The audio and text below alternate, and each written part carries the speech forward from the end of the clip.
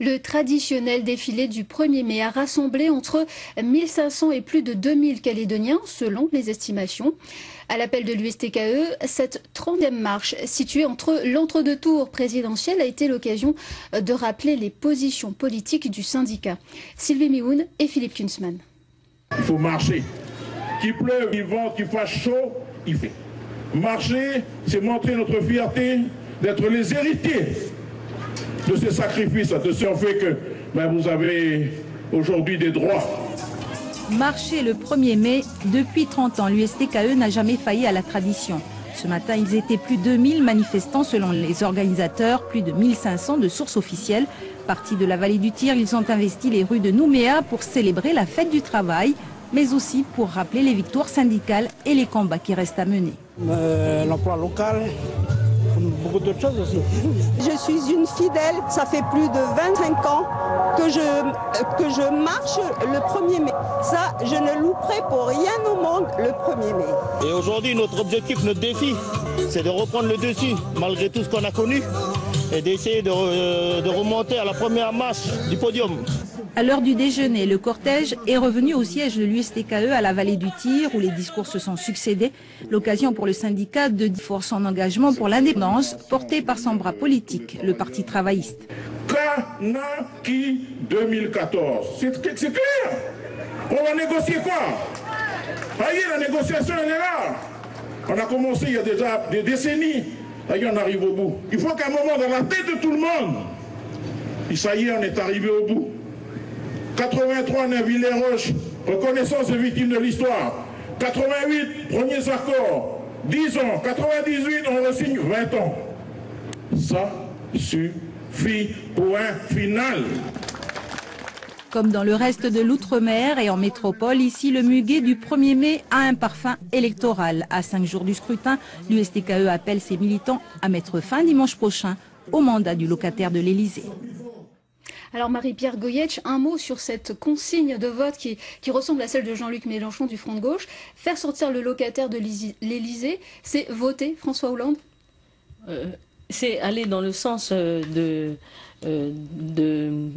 mouvement politique que l'on a actuellement, aller dans le sens également du mouvement ouvrier des Français qui aujourd'hui eux-mêmes manifestent. Vous les avez entendus, il y a même des grands syndicats qui ne l'avaient jamais fait auparavant et qui aujourd'hui appellent justement à faire barrage à Nicolas Sarkozy. Donc oui, l'USTKE, voilà. Le deuxième candidat, c'est François Hollande, bien entendu. C'est clair. Cette 30e marche du 1er mai sur fond d'élection présidentielle, entre deux tours. Alors en métropole, les mots d'ordre des deux grandes centrales, la CGT et la CFDT, sont strictement sociaux. Emploi, pouvoir d'achat, lutte contre le racisme et la xénophobie, ce sont des thèmes que vous partagez? Tout à fait. Ce sont des thèmes qui, depuis toujours, l'USTKE, justement, avec les autres partenaires sociaux aujourd'hui, puisqu'on est dans des instances où il y a les autres partenaires sociaux. Mais depuis plus de 30 ans, l'USTKE a toujours manifesté, et notamment au 1er mai, sur tous ces thèmes-là. Alors ce sont des thèmes prioritaires pour l'USTKE. Sur le thème de la vie chère, vous ne faites pas partie de la commission de la vie chère. Est-ce que c'est une erreur stratégique ou vous coupez de toute action concrète de lutte contre la vie chère? Ah non, je crois qu'il y a une très mauvaise information. L'USTKE n'est pas dans l'intersyndical et on s'en est expliqué. Par contre, l'USTKE fait partie de la commission spéciale au Congrès pour les accords économiques et sociaux.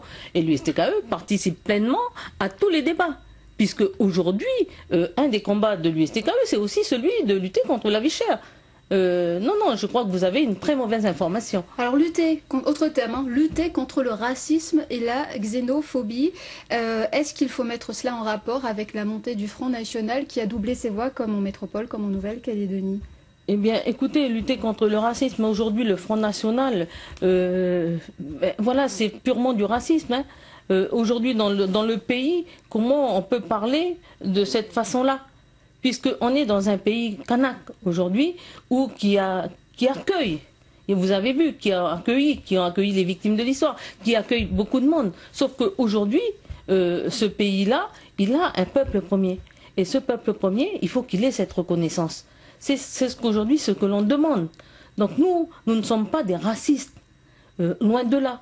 Je crois qu'il ne faut pas nous calquer de ces propos-là, puisqu'on entend bien, à chaque fois qu'on parle de rééquilibrage, on entend une montée sur le rééquilibrage en disant mais qu'est-ce que c'est? En nous, on ne parle pas d'exclusion, on ne parle pas de tout ça. Mais il faut une reconnaissance dans le pays. Un mot sur la baisse d'affluence cette année, entre 1500 et plus de 2000 Calédoniens, hein, selon vos propres estimations. L'année dernière, il y avait entre 3000 et 4000 participants. Comment vous expliquez cette baisse? Oui, l'année dernière, hein, souvenez-vous, il y avait le drapeau. Hein, puisque à l'appel s'était joint à la marche du 1er mai de l'USTKE, le collectif pour un drapeau kanak, hein, pays kanak. Donc il y avait beaucoup plus de monde, sauf que cette année, l'USTKE a appelé aujourd'hui, il y avait plus de 2000 personnes. Pour nous, c'est une grosse mobilisation.